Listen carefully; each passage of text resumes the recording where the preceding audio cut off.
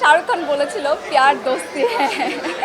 So yeah, এই প্রশ্নটা আমি সবসময় ভয় পাই, কারণ আমি আসলে জানি না। ব্যক্তি সাদনিমা হচ্ছে বলতে গেলে নট স্ক্রিপ্টেড, আর শিল্পী সাদনিমা হচ্ছে স্ক্রিপ্টেড। লাস্ট 1 বছর ধরে নাটকে কাজ করছি। সো বেশ কিছু নাটক করা হয়েছে লাস্ট ইয়ার। কিছু কাজ পেন্ডিং আছে যেগুলা এই ঈদে আসছে, তারপরে হচ্ছে নেক্সট কোরবানি ঈদে আসবে।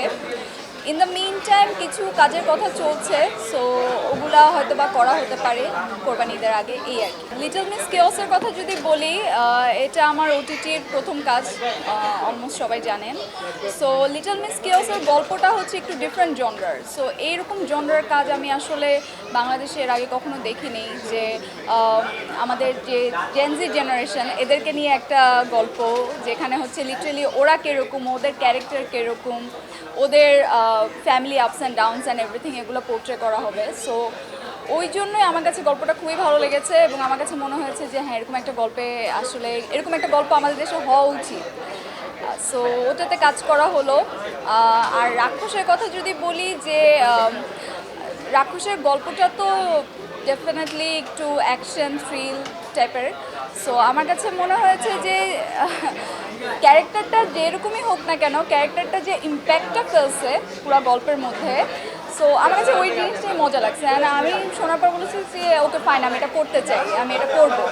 সো এভাবেই আর কি কাজটা করা ভালো লাগে। কমপ্লিমেন্ট তো শুনতে স্বাভাবিক, সবারই ভালো লাগে। বেস্ট এরকম হ্যাঁ, কমপ্লিমেন্ট তো পাই, বাট আমার কাছে মানে ওই কমপ্লিমেন্টগুলো আমার বেশি ভালো লাগে যখন আমাকে কেউ ডিটেইলে কিছু বলে, যে আপু আপনার এই কাজটা দেখেছি, এই কাজের এই পোর্শনটা আপনার খুব ভালো লেগেছে, বা আপনার এই ডায়লগটা ভালো লেগেছে। তখন মনে হয় কি, আচ্ছা ওই মানুষটা আমার কাজ দেখেছে, ভালো লেগেছে তার। সো তখন আমার আরও মানে অনেক বেশি ভালো লাগে। প্রেমের সংজ্ঞা,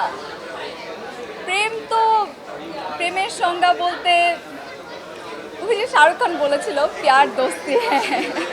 সো ইয়া, ভালো গল্পের সংজ্ঞা যেখানে একটা ভালো মেসেজ থাকবে একটা সোসাইটিতে।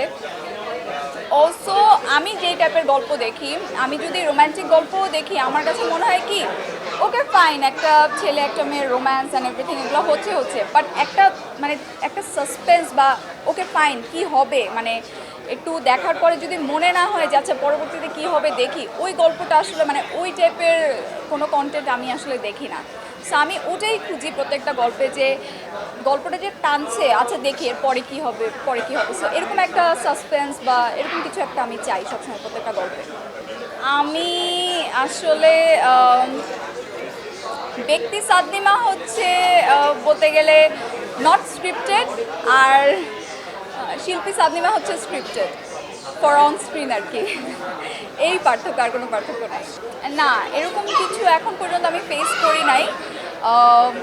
আমার মনে হয় যে ক্যারেক্টারে গ্ল্যামার দরকার, ওই ক্যারেক্টারে আমাকে গ্ল্যামারাসভাবেই দেখানো হয়েছে। যেই ক্যারেক্টারে আমি ধরেন একটা গ্রামের মেয়ের চরিত্র, যেখানে কোনো গ্ল্যামার নাই, একদম সাদামাটা মানুষ, ওখানে যেভাবে আমাকে দেখানো দরকার ওখানেই দেখানো হয়েছে। সো এটা আমার কাছে মনে হয় যে এটা ক্যারেক্টার যেরকম ওভাবেই আমাদেরকে প্রেজেন্ট করা হয়। আমি এরকম কিছু কখনো ফেস করি না।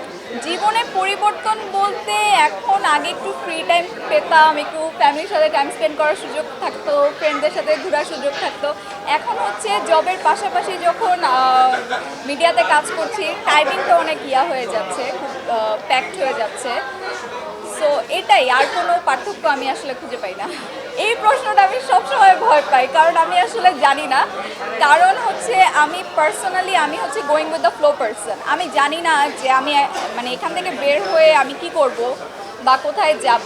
আমার একটা দাওয়াত আছে, আমি কি দাওয়াতে যাব নাকি বাসায় যাব। সো আমাকে 5 বছর পরের প্ল্যান যদি জিজ্ঞেস করেন, আমি হয়তো বা বলতে পারবো না। বাট হ্যাঁ, ডেফিনেটলি আমি যদি আমার ক্যারিয়ার যদি 5 বছরেরও হয়, আমি চাই এই 5টা বছর আমি কিছু ভালো ভালো কাজ দিয়ে যেতে চাই, মানে কিছু ডিফারেন্ট ক্যারেক্টার, ডিফারেন্ট গল্পে কাজ করে যেতে চাই। দ্যাটস ইট, আর কিছুই না।